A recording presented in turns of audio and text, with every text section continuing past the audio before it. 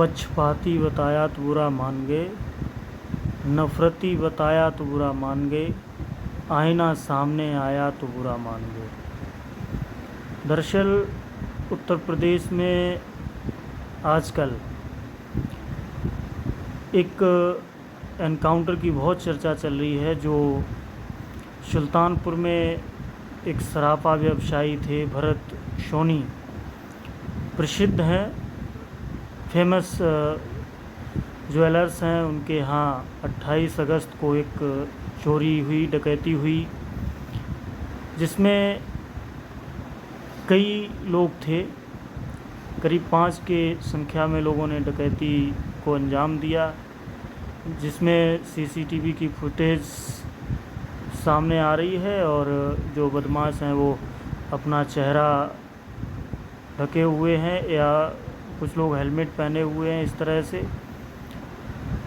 हम लोग तो नहीं समझ सकते हैं, लेकिन जो समझ सकते होंगे एसटीएफ के लोग, पुलिस के लोग, उन्होंने समझा और पहचान की और उन्होंने आरोपी बनाया मंगेश यादव को। उस पर खूब आजकल राजनीति हो रही है। अखिलेश यादव ने कई सवाल खड़े किए, कांग्रेस के नेता राहुल गांधी ने सवाल खड़े किए, कांग्रेस के प्रदेश अध्यक्ष अजय राय ने सवाल खड़े किए, बहुत सारे नेताओं ने सवाल खड़े किए कि जाति देखकर एनकाउंटर किए जा रहे हैं। अब ये तो मैं नहीं कह सकता हूँ कि मंगेश यादव आरोपी था या नहीं था, डकैती में उसका हाथ था या नहीं था, लेकिन पुलिस जो बता रही है उसके हिसाब से तो पुलिस कह रही है कि उसके खिलाफ़ पहले से भी आपराधिक मामले दर्ज थे, गैंगस्टर तक के मामले दर्ज थे, जबकि आरोपी के घर वाले कहते हैं कि पुलिस उसको आधे कपड़ों में रात के 2 बजे उठा के ले गई और पूछताछ के लिए लेकर गई और बाद में बोला छोड़ देंगे पूछताछ के बाद। 2 सितंबर को पुलिस पूछताछ के लिए लेके गई और 5 तारीख में मंगेश यादव का एनकाउंटर हो जाता है। एनकाउंटर को लीड कर रहे एसटीएफ के सीओ डीएसपी डीके शाही, धर्मेश कुमार शाही जी, उन्होंने अपनी पीठ थपथपाई और अदम्य साहस के साथ बता रहे कि मैंने इस काम को अंजाम दिया और एक दुर्दांत अपराधी को मार गिराया मुठभेड़ में। जबकि कुछ सवाल किए जा रहे हैं राजनीतिक पार्टियों के द्वारा भी, कुछ जो जानकार लोग हैं वो भी कहते हैं कि चप्पल पहनकर तो एनकाउंटर नहीं हो सकता है, क्योंकि हर एनकाउंटर में एक तरह की कहानी आती है। पता चलता है कि आरोपी भाग रहा होता है और पुलिस जब उसका पीछा करती है और आरोपी पुलिस के टीम के ऊपर फायर करता है और जवाबी कार्रवाई करते हुए पुलिस या एसटीएफ उसको जो है मार गिराती है।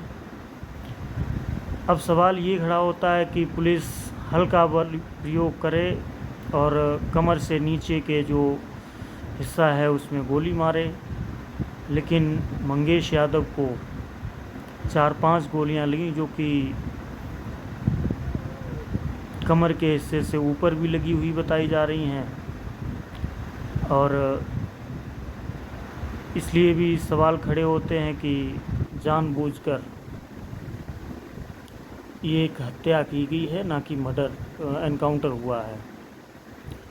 इस तरह के बहुत सारे सवाल उठ रहे हैं, बहुत सारी राजनीति हो रही है। हाँ, एक चीज़ तो है कि कुछ न कुछ पक्षपात तो है कि लखनऊ में एक छेड़छाड़ का मामला आता है गोमती नगर में। योगी आदित्यनाथ जी सदन में कहते हैं कि एक मुस्लिम लड़के का नाम लेकर और एक यादव का नाम लेकर कहते हैं कि ये सद्भावना वाले लोग हैं, टारगेट करके कहते हैं। तो इस चीज़ से भी कुछ इस तरह के कयास लगाए जा सकते हैं कि इनके मन में पक्षपात है, इसलिए इस तरह का व्यवहार किया जा रहा है। जबकि अभी हाल ही की घटना है कि चंदौली से भारतीय जनता पार्टी के प्रत्याशी रहे सूर्यमुन तिवारी एक पुलिसकर्मी को कर देते हैं ठीक ठाक हिसाब किताब उनका जो है, उनके साथ मारपीट कर देते हैं पुलिसकर्मी के साथ। तो पुलिस ने कोई कार्रवाई नहीं की, योगी जी ने बुलडोज़र नहीं चलाया। बुलडोज़र चलाना चाहिए था ना। योगी जी तो कहते हैं कि अगर कोई पुलिस पे पत्थर फेंकेगा, पुलिस पे हमला करेगा तो पुलिस क्या फूल बरसाएगी? पुलिस तो गोली मारेगी। आखिर उस पर गोली क्यों नहीं मारी गई? और पिछले 2 महीने से अयोध्या रेप कांड के मामले पे और कन्नौज के रेप कांड के मामले के बाद खूब समाजवादी पार्टी का नाम लेकर योगी आदित्यनाथ जी ने तंज कसे, कहा कि ये समाजवादी पार्टी के लोग ऐसा करते हैं। लेकिन उसके बाद से दर्जनों अपराध हो गए हैं, दर्जनों मामले रेप के आ गए हैं, किसी का कुछ नहीं बिगड़ रहा, किसी का ऊपर बुलडोज़र नहीं चल रहा, कोई कार्रवाई नहीं हो रही, नहीं कोई मिट्टी में नहीं मिलाया गया, एनकाउंटर नहीं किया जा रहा है। और एनकाउंटर की तो बात तब सही मानी जाती कि पक्षपात नहीं हो रहा है। क्या अभी 8 महीने पहले सोनभद्र से बीजेपी के विधायक राम दुलारे गौड़ जो है 13 साल की नाबालिग लड़की के साथ रेप करने का दोषी नहीं था? क्या नाबालिग लड़की को उसने प्रेग्नेंट नहीं किया था?